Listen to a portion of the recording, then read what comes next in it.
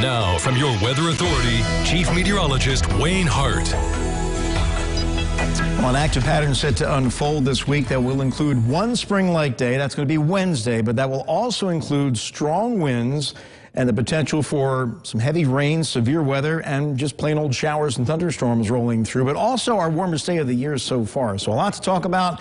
Today was another cold one, at least by late March standards. 28 the low and 49 the high, generally 45 to 50 across the area. And we could be in that same ballpark for a while tomorrow afternoon. The warm front's not coming through until late afternoon, early evening. So the highs for the day tomorrow will actually be in the evening hours. Live first warning Doppler, just lots of false returns around here.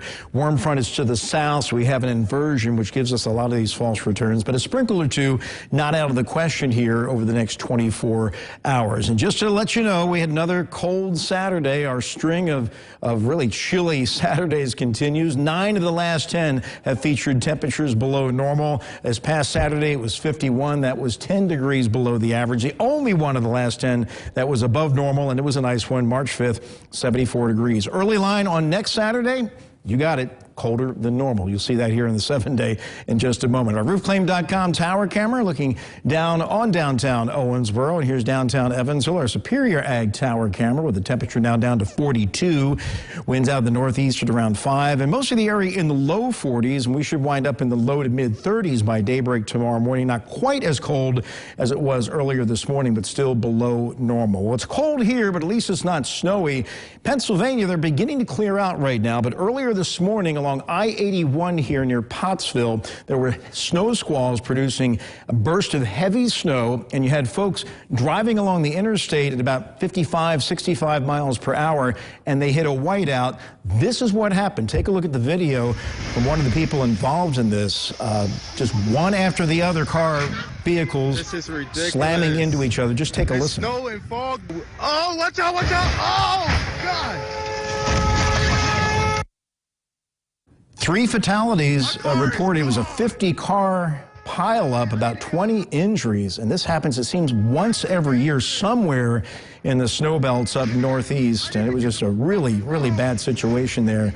I-81 near Pottsville, Pennsylvania, in the eastern part of the state. Well, back here at home, we've got warmer air moving our way, but that warm front's not coming through until later tomorrow afternoon and evening. So here's an updated future tracker, which does have some changes in the timing of these storms coming in on Wednesday. No problems tomorrow, just mostly cloudy day, maybe a sprinkle or two, kind of breezy. Our highs will be late in the day. I've dropped them here in the Evansville metro to about 55 to 60. That won't be until late afternoon, early evening. Our northeastern corner may not get out of the upper 40s. To the southwest, you should get into the low 60s down towards the trade water. So tomorrow night, temperatures will actually be holding steady, if not warming, through the 50s. So a nice warm Tuesday night. Wednesday dawns dry with mostly cloudy skies. Could see a little bit of sun developing, hopefully not too much, but ahead of this line of storms, it's going to be a really, really windy day.